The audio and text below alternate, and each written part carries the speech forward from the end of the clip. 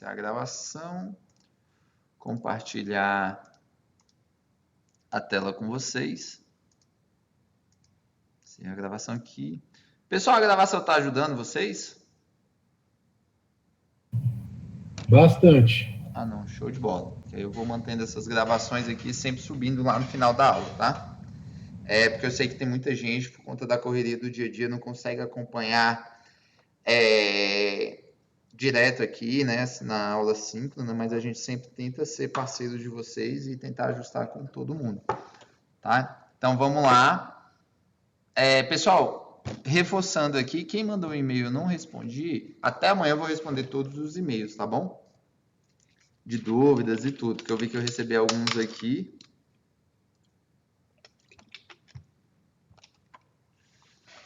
Vamos lá. Deixa eu abrir aqui. Estão vendo, foram 2 exercícios, correto? Um que a gente fez para escrever, ou imprimir um nome na tela, né? Um texto, que é aquele nosso escreva do algoritmo. A gente usa o que? O System Out Print LN. A gente utiliza esse método aqui para quando eu quero que exiba na tela, no meu console, tá? Que a gente vai ver hoje algumas propriedades aqui do software do Eclipse, né? E como que a gente vai trabalhar nesse ambiente. E fizemos esses 2 exemplos, tanto dos números pares, quanto desse exemplo que imprime o número na tela, tá? Então, essa daqui foi a condiçãozinha para me exibir na tela somente os números pares. Deixa eu rodar aqui novamente. De 1 a 100. Então, do número de 0 a 100, exibir todos os números que são pares, beleza? Agora vamos voltar aqui. E voltar aqui na nossa parte agora, vamos falar um pouco de história da linguagem Java, tá bom, pessoal? Que a gente tem que ter esse conhecimento. Essa apostila, pessoal, eu vou disponibilizar para vocês. Hoje é quarta, na sexta-feira, tá bom? Vou disponibilizar ela para vocês, para quem quiserem reler, porque eu vou fazendo por etapas essa apostila e depois vou vir fazendo exercícios na prática no nosso Eclipse, beleza? Então vamos lá.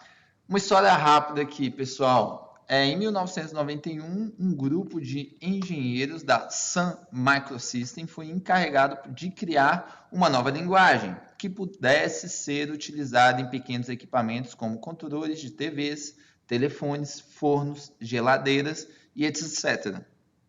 Essa linguagem deveria dar a esses aparelhos a capacidade de se comunicar entre si, para que a casa se comportasse como uma federação, onde que a gente tem toda a comunicação entre os aparelhos, né?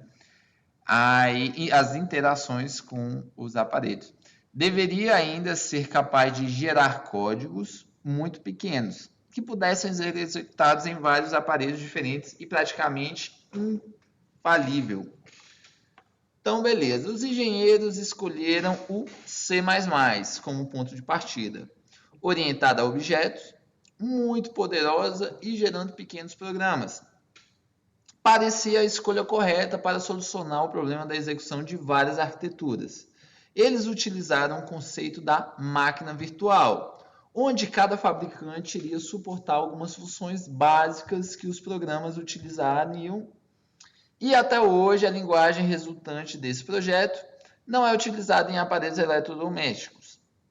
Ao invés disso, Java se tornou uma das linguagens de programação mais utilizadas no planeta. Então vamos lá, pessoal. Quando eu falo aqui, eu sei que para muita gente aqui está sendo o primeiro contato com a linguagem Java, né?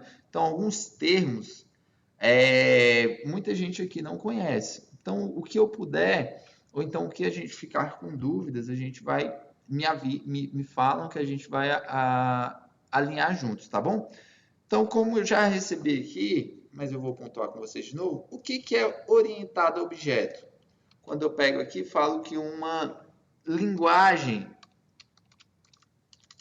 vou botar aqui linguagem de programação, quando eu coloco que é orientada a objeto. Então, o que é isso quando a gente fala a linguagem de programação orientada a objetos?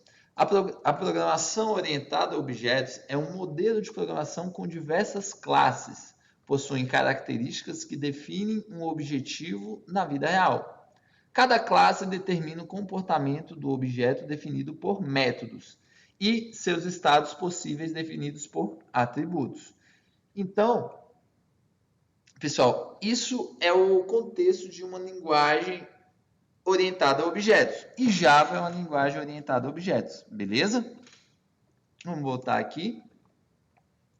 Vantagens do Java. Por que a gente tem que estudar essa linguagem, aprender a utilizar essa linguagem? Primeiro, que é uma das linguagens mais utilizadas hoje no mercado de trabalho e uma das que mais pagam bem.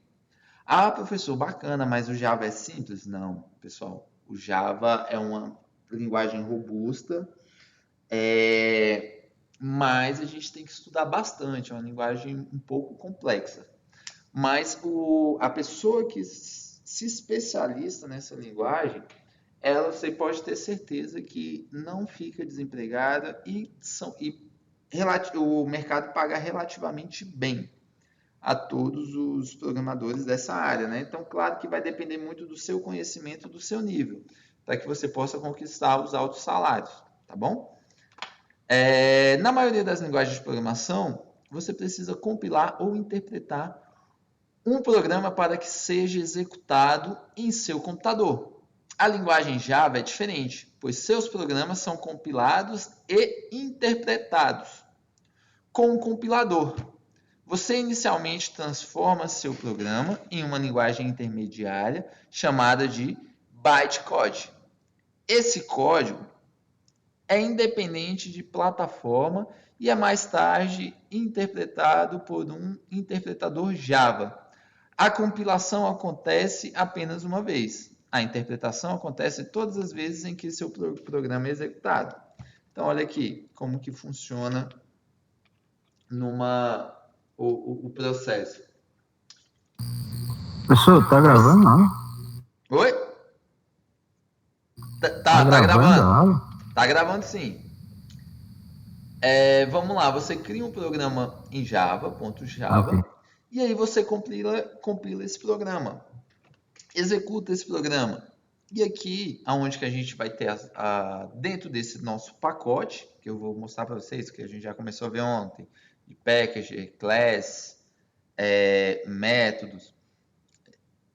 Então, pessoal, dentro desse projeto do Java, que você tem aqui, .java, você tem várias classes que executam que fazem rodar o seu programa, tá? Então, quando a gente tem no exemplo aqui, que a gente usou ontem, eu tenho um projeto. Como é que é o nome do meu projeto? Eu até criei ontem, deixa eu ver que eu salvei aqui. Deixa eu mostrar aqui onde que ele fica salvo. Ah, não, é aqui, área de trabalho. Projeto teste. Não foi projeto teste, pessoal. Vamos lá. A pasta que é salvo, Eclipse Workspace, beleza? Workspace. E aí eu tenho exemplos, que foi o projeto que eu criei. Dentro do projeto exemplos, eu tenho todas... Aqui a gente vai aprender o que são esses arquivos de configuração, que já vem dentro do meu projeto exemplos. E nesse projeto exemplos, eu tenho aqui minha SRC, desculpa, que tem o meu pacote. Eu tenho um módulo informativo.java e aqui eu tenho o meu pacote. O que tem dentro desse meu pacote? O meu arquivo.java exemplo, que é o quê? Essa minha class. E ela pertence ao pacote teste, que está dentro do projeto exemplos. Beleza?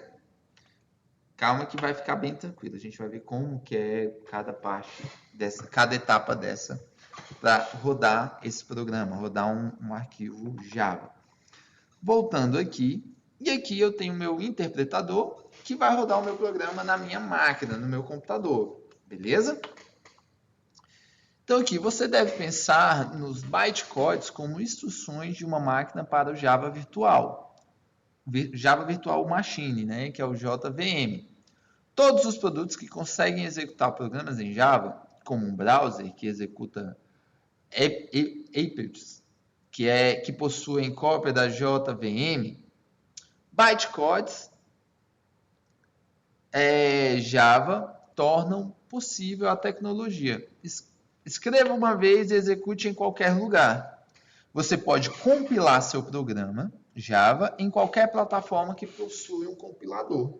Os bytecodes gerados podem ser interpretados em qualquer plataforma que possua uma JVM, que é um Java Virtual Machine. Veja aqui o exemplo na figura abaixo. Então, pessoal, aqui eu tenho a minha classe, que é meu programa em Java, que é essa minha classe aqui, Hello World app. Java. O que ela está falando aqui? Ela está usando um método e esse método aqui, que é o println, ele vai retornar a seguinte mensagem: Hello World, olá mundo. Então, o que ele vai fazer? Ele vai compilar e quem que vai interpretar? O meu sistema. Então, quando eu executo esse programa aqui, o meu sistema em um Windows compila.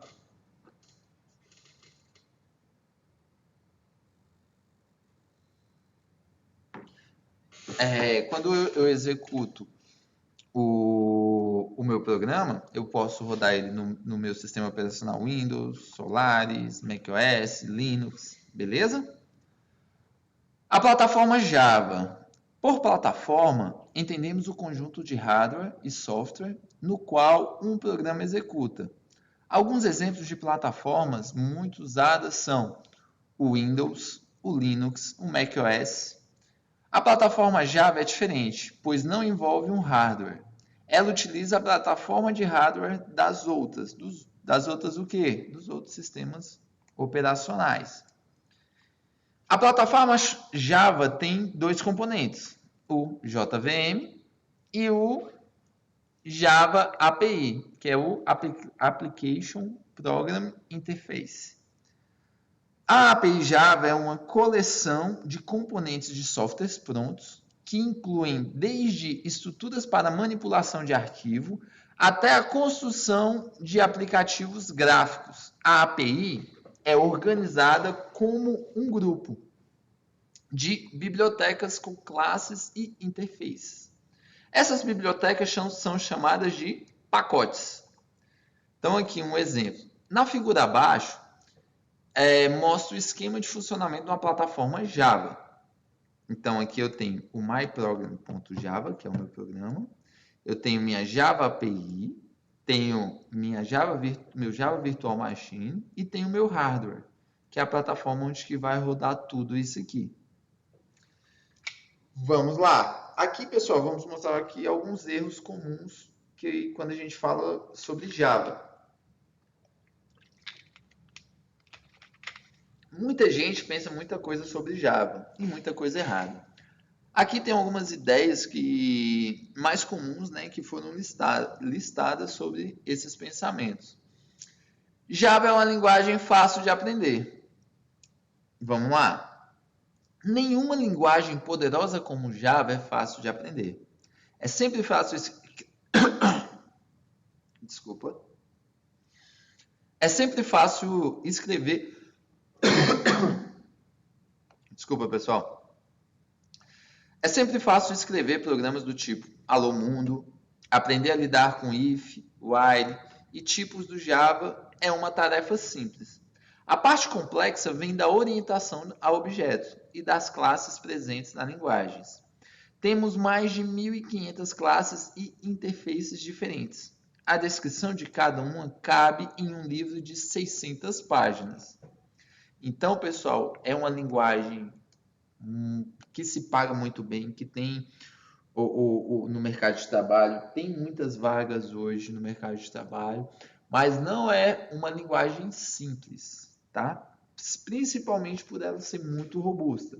Então, um exemplo, hoje a gente tem um curso aqui que eu gosto sempre de citar com vocês, né?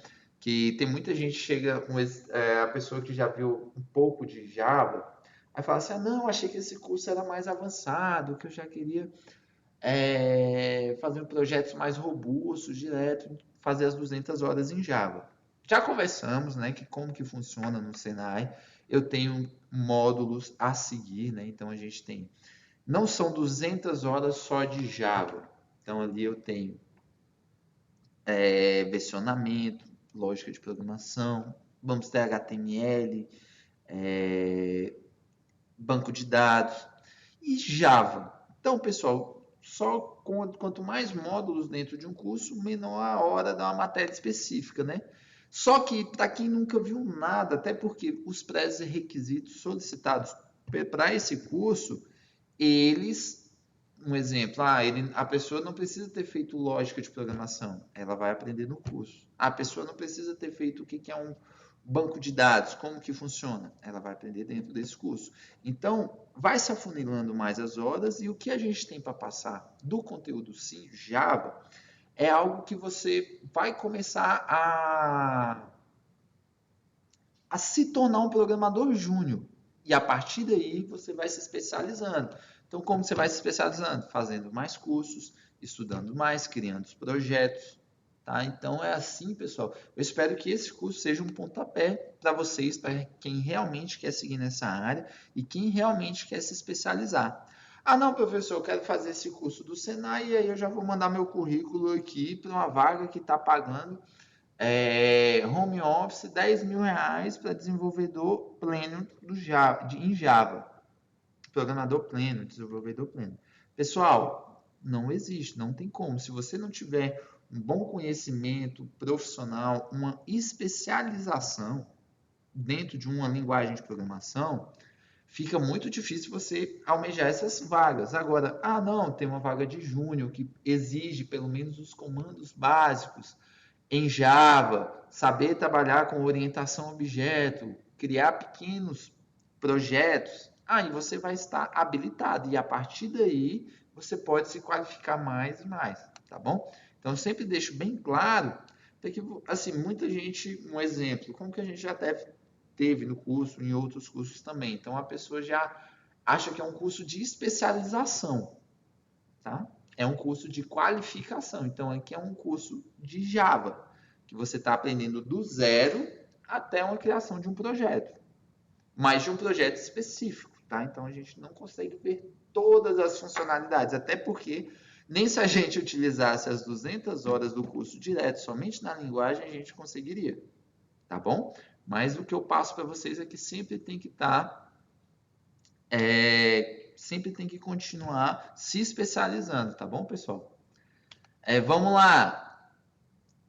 O ambiente Java facilita a programação. Você vai aprender Java usando o Notepad e o prompt do DOS. Mas no nosso caso aqui, a gente já vai do nosso direto nas nossas IDEs, que é Eclipse e o NetBeans.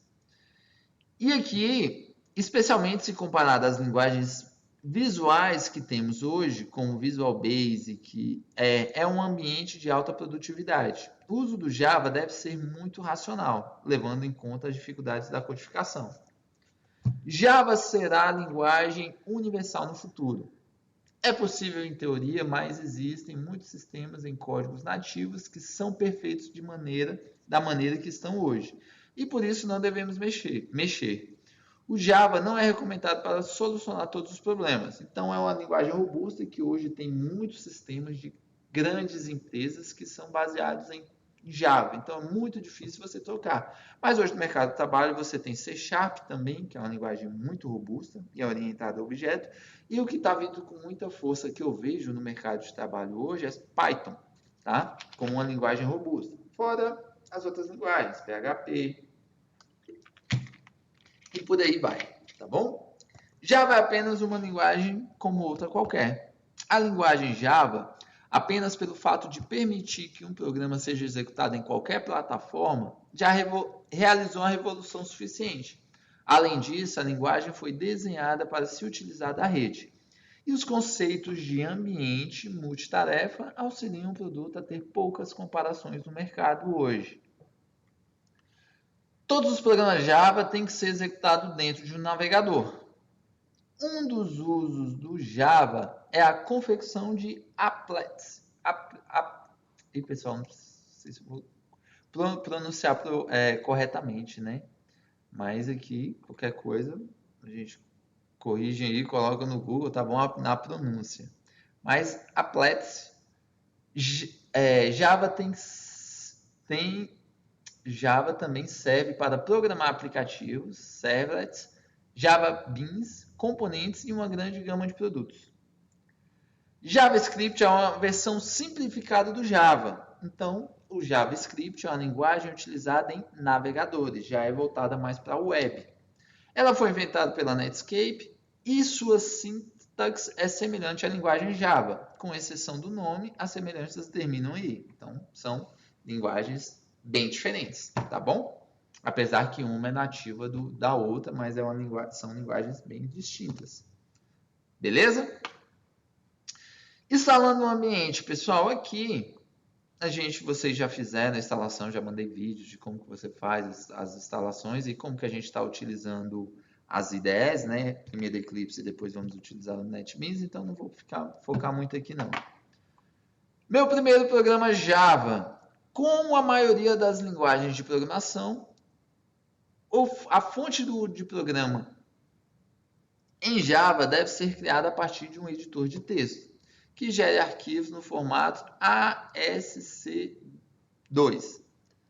É possível utilizar editores como o Word, o WordPad, mas o texto deve ser salvo sem formatação. O editor ideal é o Notepad, não é no nosso caso, pois estamos fazendo tudo aqui dentro da nossa IDE.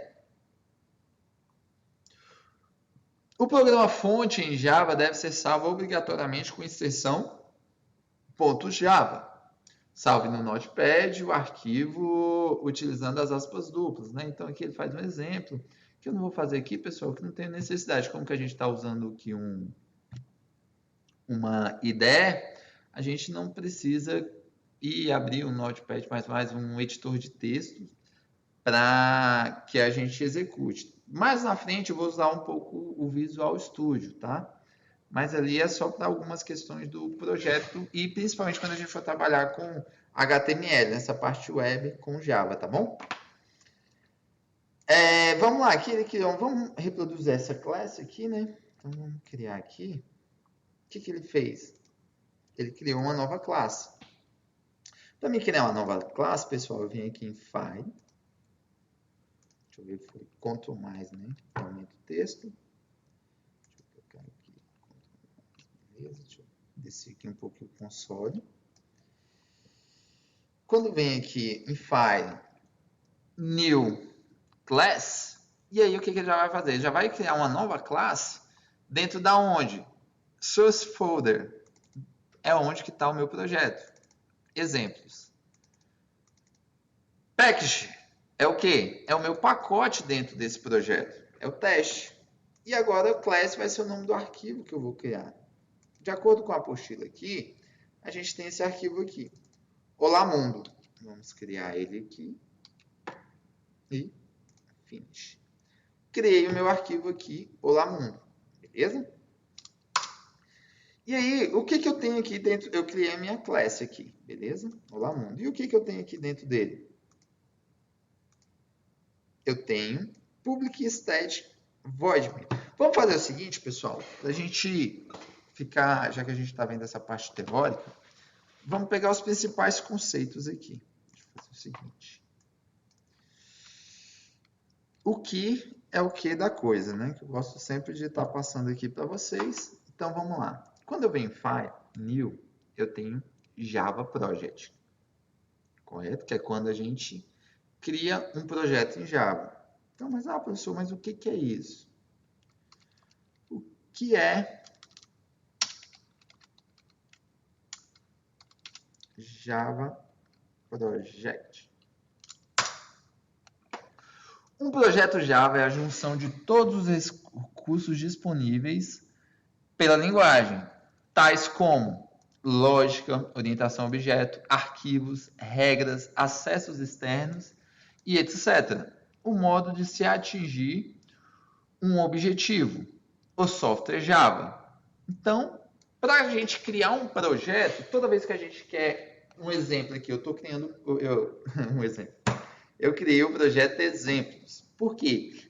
Dentro desse projeto vai ser onde que a gente vai começar a aprender a executar algumas tarefas, alguns exercícios em Java, tá? Através pelo Eclipse, tá? Então eu venho aqui, como que eu faço para criar um projeto? Selecione o menu, File, New, Java Project, beleza?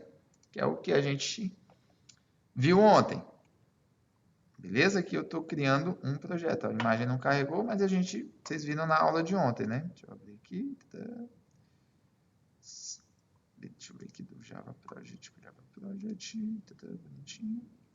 E aqui eu crio um projeto. Beleza? Vamos voltar agora.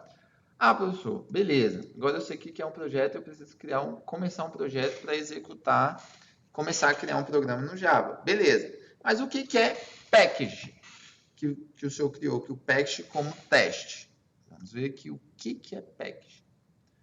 Java package.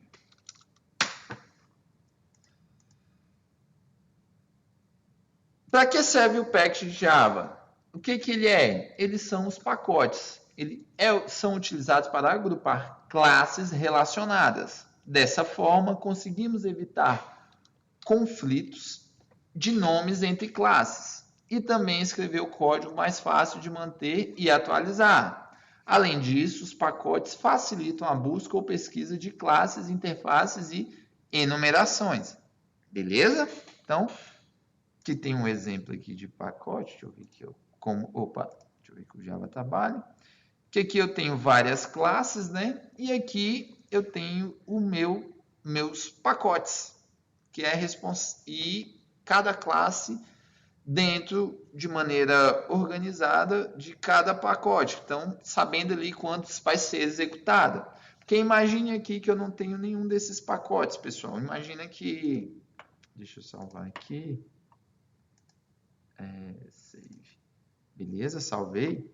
Imagina aqui, ó, pronto. Eu tenho o exemplo 1, que a gente utilizou ontem, o arquivo, e eu tenho o Olá Mundo, que é esse arquivo aqui que a gente está usando de exemplo. Quando eu começo a trabalhar com eles, o que acontece?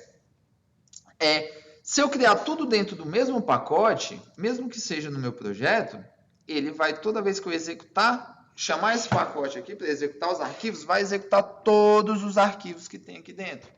Então, se não forem arquivos que se completam, tenham interação, que sejam para ser executado de determinada parte de um projeto, todos os arquivos aqui não deixa de ser uma linguagem orientada a objeto, porque vai desestruturar o meu programa, tá?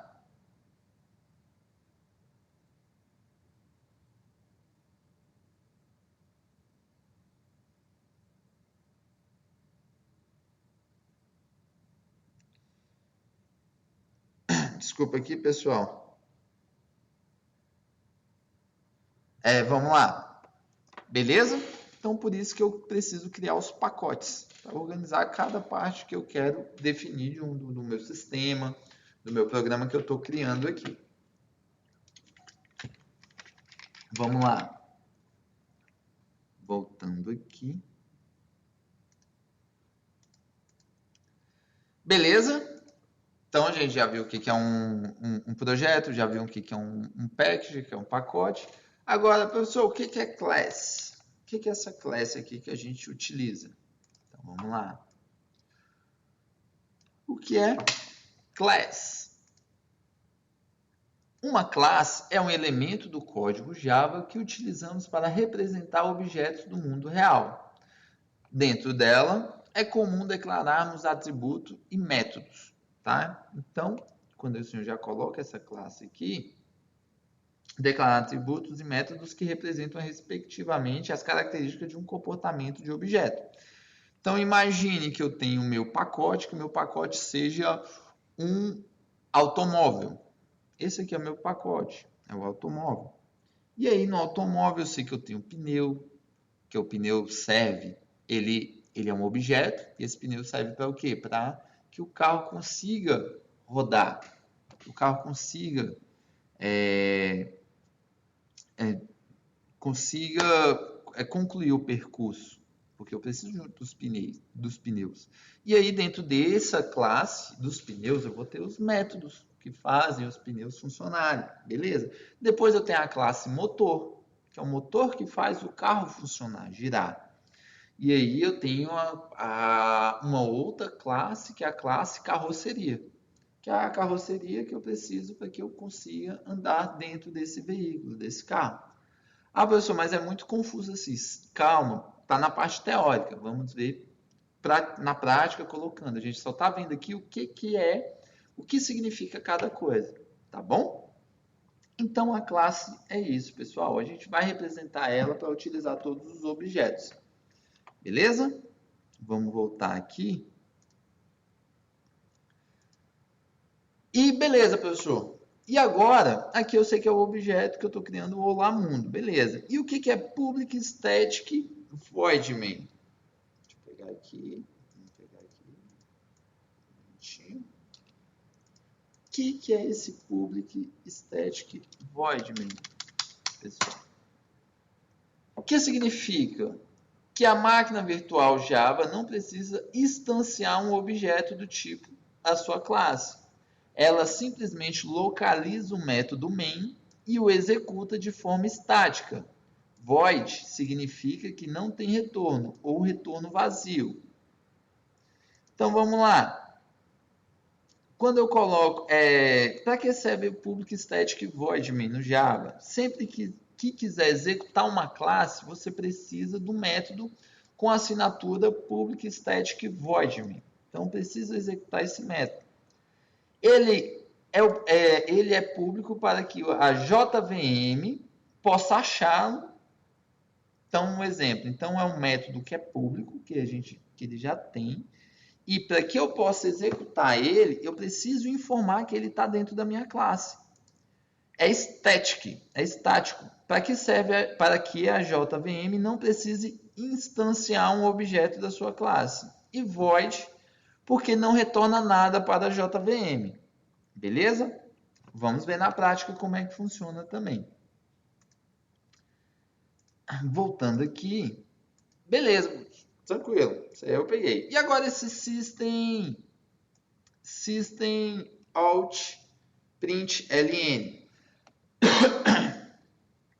Quando eu coloco aqui, deixa eu voltar.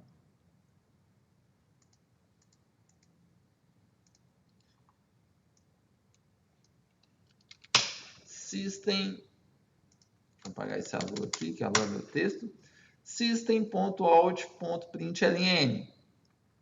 A introdução system.out.println gera uma saída de texto entre aspas duplas, significando uma string, criando uma nova linha e posicionando o cursor na linha de baixo, o que é identificado com a terminação in. Então, mas para que ele serve?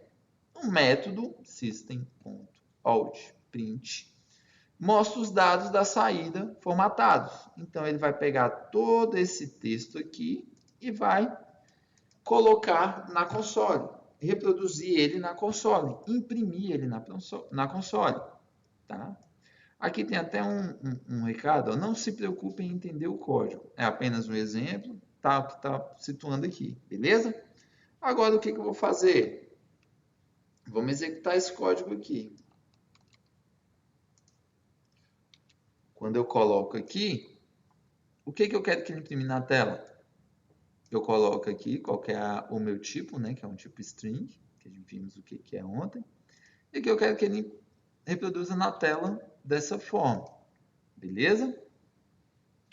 Então vamos lá. Deixa eu até colocar aqui duplas. Tá vendo que até meu texto ele muda quando eu utilizo aspas duplas? E agora ele consegue identificar o alt. Beleza? Consegue identificar que tem um texto aqui. Eu executei. E aqui ele me retorna na tela o Olá Mundo. Beleza? Ele me retorna aqui no meu console. Tranquilo? Vamos continuar aqui. Deixa eu ver aqui. Tá. Eita, pessoal. desculpa aqui que estava gravando, mas eu não conseguia acompanhar os textos, né? Depois a gente responde, tá? Para não perder a linha de raciocínio, tá bom? Vou continuando aqui. E agora entrou muito mais gente, né? Então, beleza? Qualquer dúvida, pessoal, eu peço para vocês anotarem. E aí, no final da aula aqui, quando eu finalizar, aí a gente vai matando essas dúvidas, beleza? Vamos lá. Deixa eu voltar aqui.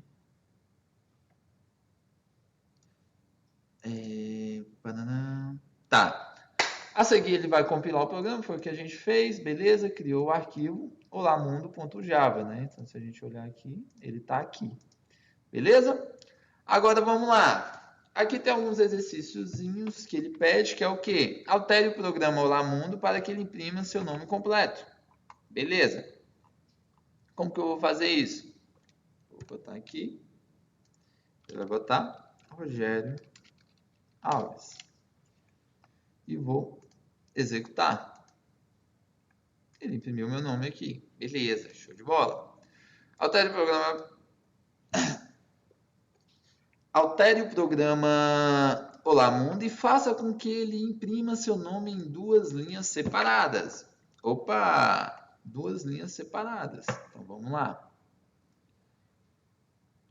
Deixa eu voltar aqui.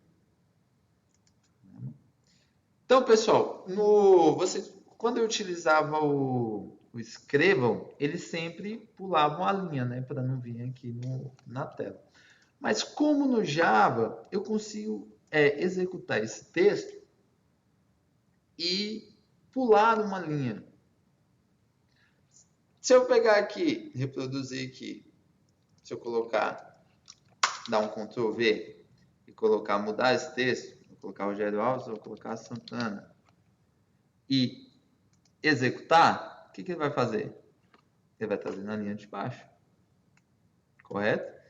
Aqui ele pula uma linha. Só que aqui o que acontece? Eu usei o outro método. Eu usei mais uma vez o método println, 2 vezes. E o que ele estava me pedindo aqui no exercício? Altere o programa e faça com que ele imprima seu nome em 2 linhas separadas. Beleza. Trouxe aqui. Correto? Então aqui eu tenho o meu nome. Ou então, vamos lá, às vezes pode ser, vou pegar aqui, repetir meu nome em 2 linhas. Rogério Alves. Beleza? Tem algumas formas, pessoal, da gente pular a linha e continuar dentro desse método aqui, tá? Mas eu vou passar lá na frente para vocês que eu tenho um material também de codificação do código, como é que funciona, beleza? Mas a primeiro momento, aqui a gente executou a atividade. Vamos continuar. Objetos. O que são objetos? Quando temos um problema e queremos resolvê-lo, utilizamos um computador. Necessariamente temos que fazer um programa. Este nada mais é do que uma série de instruções que indicam ao computador como proceder em determinadas situações. Assim, o grande desafio do programador é estabelecer a associação entre o modelo que o computador usa e o modelo que o problema se apresenta. Isso geralmente leva o programador a modelar o problema apresentado para o modelo utilizado em alguma linguagem. Se a linguagem escolhida for Lisp, que é uma linguagem aqui bem antiga, o problema será traduzido com listas encadeadas. Se for Prolog, o problema será uma cadeia de decisões. Assim, a representação da solução para o problema é característica de uma linguagem usada, tornando a escrita difícil. Então tá, professor, não entendi nada. Calma aí. A orientação ao objeto tenta solucionar esse problema. A orientação ao objeto é geral o suficiente para não impor um modelo de linguagem ao programador, permitindo ali escolhi uma estratégia representando os aspectos do problema em objetos. Assim, se ler um programa orientado a objeto, podemos ver não apenas a solução, mas também a descrição do problema em termos do próprio problema. O programador consegue quebrar o grande problema em pequenas partes que juntas fornecem a solução. Vamos lá, aqui ele cita alguns exemplos, pessoal. Olhando em sua volta, é possível perceber muitos exemplos de objetos do mundo real, inclusive aquele que eu falei do carro, só para a gente ter uma noção. Seu cachorro, sua mesa, sua televisão, sua bicicleta. Esses objetos têm duas características básicas, que são o estado e o comportamento. Vamos lá, como assim? Por exemplo, os cachorros têm nome, cor, raça. E eles balançam o rabo, comem, latem. Vamos lá. Tem nome, cor e raça. É o que? É um estado. Ali é o que o cachorro possui. Tá? Então, ali você imagina o seu cachorro e ali você tem o nome dele, a cor dele e a raça dele. Ali é um estado.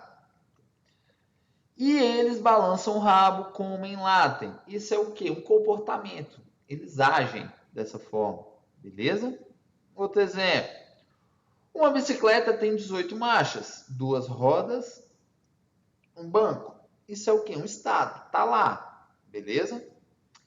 E elas brecam, aceleram e mudam de marcha. É o que? O comportamento. É a interação. De maneira geral, definimos objetos como um conjunto de variáveis e métodos que representam seus estados e comportamentos.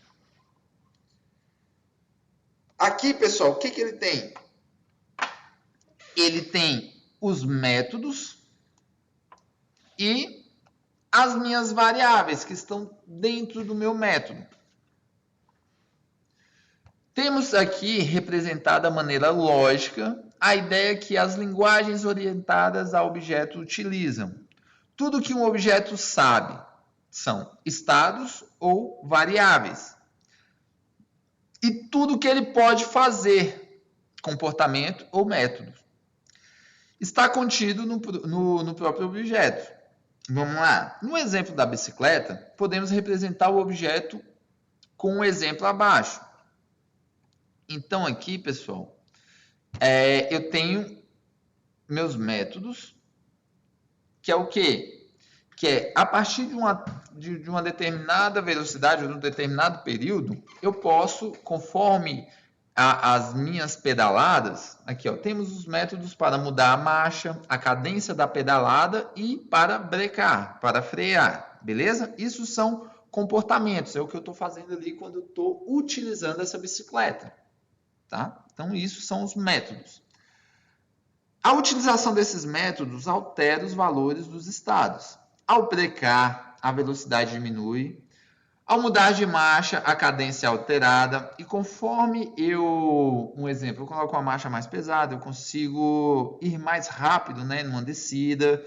Numa subida, eu coloco uma marcha mais leve. E assim são o quê? São métodos e que cada método que eu utilizo, eu consigo fazer uma interação diferente, tá? Isso são os métodos. Aí aqui ele mostra aqui no diagrama, mostra que as variáveis do objeto estão no centro. Então, a variável do objeto está aqui no centro.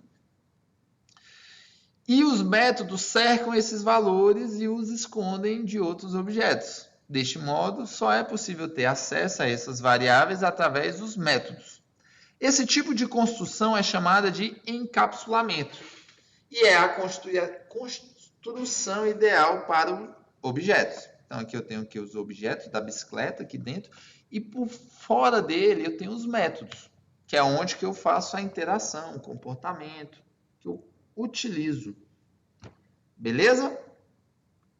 Vamos lá. Um exemplo aqui de exercício.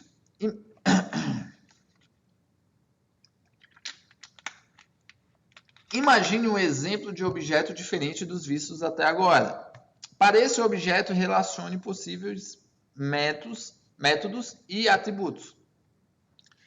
Mas um objeto sozinho geralmente não é muito útil. Ao contrário, em um programa orientado a objeto, temos muitos objetos se relacionando entre si. Uma bicicleta encostada na garagem nada mais é que um pedaço de ferro e borracha. Beleza? Porque não tem ninguém ali utilizando essa bicicleta. Por si mesma, ela não tem capacidade de realizar nenhuma tarefa, apenas com outro objeto, que é você, a pessoa, utilizando a bicicleta. Ela é capaz de realizar alguns trabalhos e atividades. A interação entre objetos é feita através de mensagens. Então, um objeto chama, tá aqui entre aspas, né? Chama os métodos de outros, passando parâmetros quando necessário. Imagina, pessoal, vocês pedalando nessa situação. Você é um objeto, você é uma pessoa, tem um nome, uma aparência. Você é uma pessoa, um objeto, mas ali você tem as suas ações, seus comportamentos. E aí, com você, se você não tiver nenhuma ação, e a bicicleta, que é um outro objeto, não tiver nenhuma interação, nenhuma ação, vocês não vão ter comunicação, não vão ter interação, não vão ter nada. Aí, a partir do momento que você, como um objeto, começa a interagir com a bicicleta, com o objeto, vou pegar a bicicleta, vou começar a pedalar, vou mudar de marcha, vou frear, aí começa a ter a comunicação, que é o quê? Você está passando parâmetros de um objeto para o outro. Quando você passa a mensagem mude de marcha, o objeto da bicicleta precisa dizer qual marcha você deseja seguir. Então aqui vamos lá. A figura abaixo a seguir mostra os 3 componentes que fazem parte de uma mensagem. Então vamos ali. Então aqui eu tenho objeto para o qual a mensagem é dirigida, a bicicleta. Beleza. Então aqui eu sei que ela vai vir aqui para a minha bicicleta. Nome do método a ser executado, mudar marcha. Beleza. Aqui eu tenho o meu método, que é o quê? Eu vou mudar a marcha. E os parâmetros necessários para a execução desse método, que é você iniciando essa sequência, fazendo essa interação, indo lá e fazendo essa passagem de marcha. Então, quando isso tudo ocorre, pessoal, a gente tem passagens de parâmetro e ação desses métodos. Beleza? A troca de mensagens nos fornece ainda um benefício importante. Como todas as interações são feitas através delas, não importa se o objeto faz parte do mesmo programa. Ele pode estar e até em outro computador. Existem maneiras de enviar essas mensagens através de rede, permitindo a comunicação remota entre objetos. Assim, o programa orientado a objetos nada mais é do que um punhado de objetos dizendo um ao outro o que fazer. Quando você quer que um objeto faça alguma coisa, você envia uma mensagem para ele. Você informa o que quer fazer. E o objeto faz. Se ele precisa de um outro objeto que o auxilie a realizar o trabalho, ele mesmo vai cuidar de enviar essa mensagem para que o outro objeto possa executar essa função. Deste modo, um programa pode realizar atividades muito complexas baseada apenas em uma mensagem inicial. Vamos lá. Você pode definir vários tipos de objetos diferentes para seu programa. Cada objeto terá suas próprias características e saberá como interpretar certos pedidos. A parte interessante é que os objetos de mesmo tipo se comportam de maneiras semelhantes. Assim, pode ter funções genéricas que funcionam para vários tipos diferentes, economizando o código. Tá? Vale lembrar que os métodos são diferentes de procedimentos e funções das linguagens procedurais. E é muito fácil confundir os conceitos. Para evitar a confusão, temos que entender o que são classes. Agora vamos lá. Esse exercício aqui, pessoal. Imagine 2 objetos que se relacionam. Mostre como é possível, através de mensagens, o relacionamento entre eles. Então, a gente citou um exemplo aqui de uma pessoa com a bicicleta. Vou colocar um outro exemplo aqui. Uma pessoa numa academia. Eu tenho meu objeto pessoa e aí eu tenho meu objeto aparelho, um aparelho de academia. É a mesma situação da bicicleta, só estou mudando um objeto. Dentro do meu objeto pessoa, eu tenho meus métodos de ir e vir, pegar, segurar, repetir movimentos. Eu tenho esses métodos no meu objeto pessoa. E no meu objeto aparelho, eu tenho banco, anilhas, bancos, anilhas, um aparelho aqui de musculação, que seja. Eu tenho os banco, anilha, de deitar, eu posso mudar a posição do aparelho. Só que nesse aparelho, quais são as minhas ações? Quais são os meus métodos? Da pessoa, eu sei o que é. Eu posso fazer repetições, eu posso pegar, levantar. Então, eu posso fazer essas ações, mas quais ações esse aparelho faz? Então, pode ser, vamos colocar um aparelho de malhar o peito, o peitoral. Então, ali, quando eu coloco as anilhas de cada lado, os pesos, e determino qual que é o peso, eu determino qual que é o peso e conforme a ação da pessoa de levantar e baixar, fazer a repetição, ela vai gerar com que a anilha execute o que? Puxe determinado peso com aqueles cabos de aço e aí vai fazendo as ações. Beleza? A pessoa está muito confuso. Calma, pessoal, aqui é só para a gente ter uma ideia do que é um objeto, do que é um método, o que é um comportamento, o que é uma ação, tá? Então aqui vai ficar só da imaginação de vocês. O que é cada ação, cada método, cada comportamento, beleza? Para você saber aplicar quando vocês forem codificar. Agora, classes. Até agora comentamos sobre o que é um objeto e como ele se relaciona com outros objetos. Beleza? Agora vamos ver sobre classes. A sua bicicleta é apenas uma das várias que existem. A sua bicicleta específica foi feita por um fabricante e tem certas características que seguem uma linha ou modelo.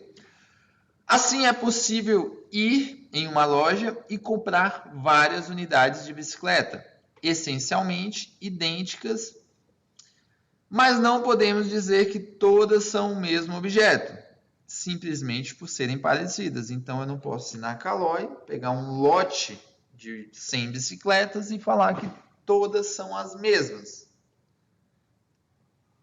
Todas são iguais, não posso. Em orientação ao objeto, dizemos que um ou mais objetos pertencem a uma classe, quando eles são muito semelhantes.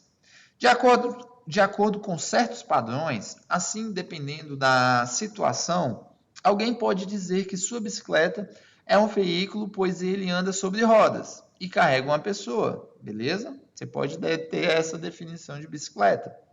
Se seguirmos nesse padrão, uma bicicleta ou uma motocicleta também é um veículo, assim como um automóvel ou até um avião. Ué, não anda sobre duas rodas quando decola ou pousa? Não carrega uma pessoa? Sim, na verdade, quando programamos em linguagens orientadas a objetos, antes de tudo nós construímos as classes, os modelos, para depois usá-las na criação de objetos daquele tipo. Beleza? Então vamos aqui. Voltando ao nosso exemplo das bicicletas, quando elas são construídas, os fabricantes tiram vantagens do fato que elas têm as mesmas características e podem construir várias delas a partir de uma mesma planta. Seria muito custoso fazer um novo projeto para cada bicicleta. Então, ali vocês utilizam o que? Um molde da bicicleta, um modelo da bicicleta em si. Agora, vamos lá, um exercício aqui.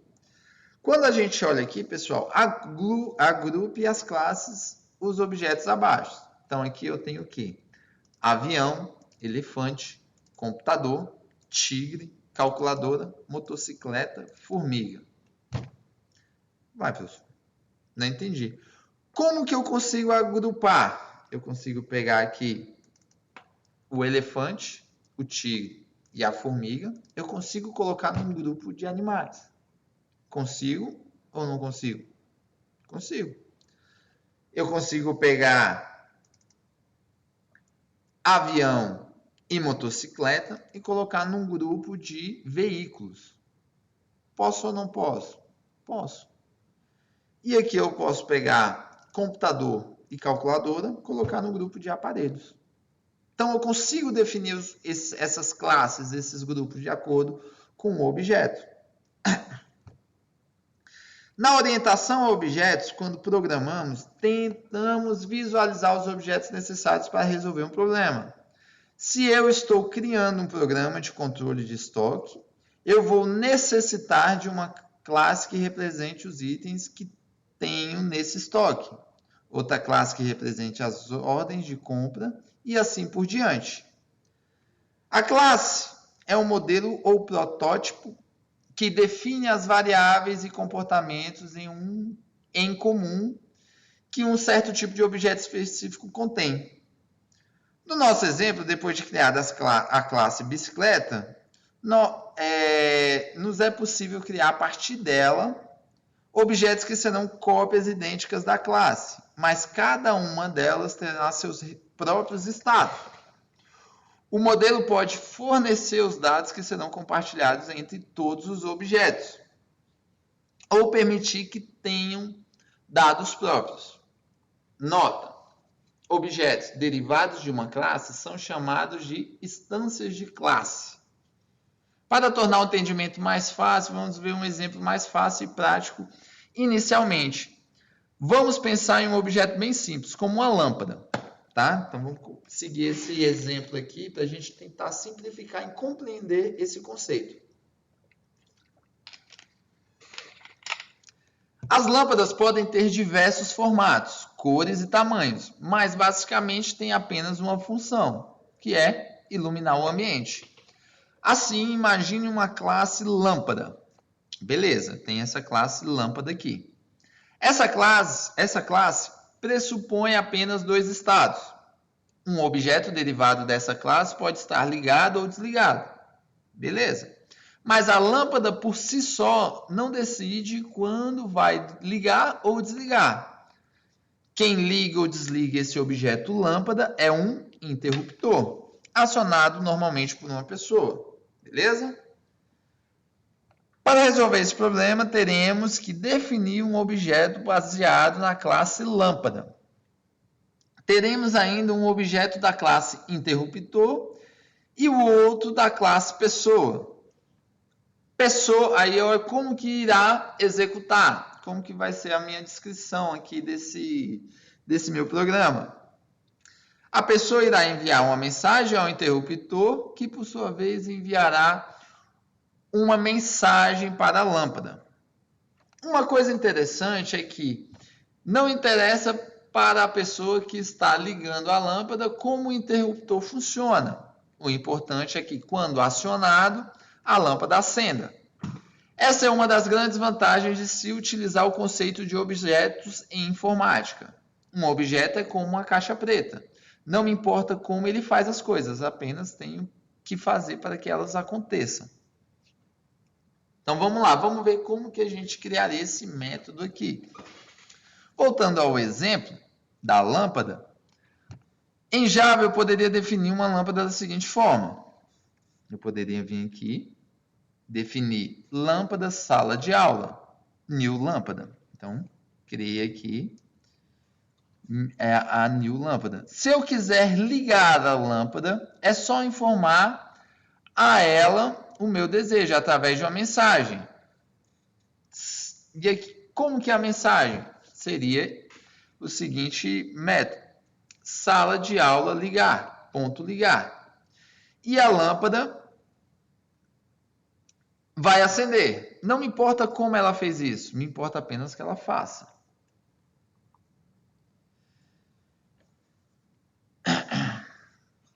Quando eu crio o objeto sala de aula, eu digo que ele é do tipo lâmpada e que eu quero que ele esteja instanciado nesse momento, que é a new lâmpada. A partir de agora, sala de aula, que é meu objeto, tem um tipo definido com uma função que uma lâmpada pode fazer. Pessoal, vamos lá. Eu tenho aqui alguns exemplos. Deixa eu finalizar aqui para não ficar muito extenso, senão demora.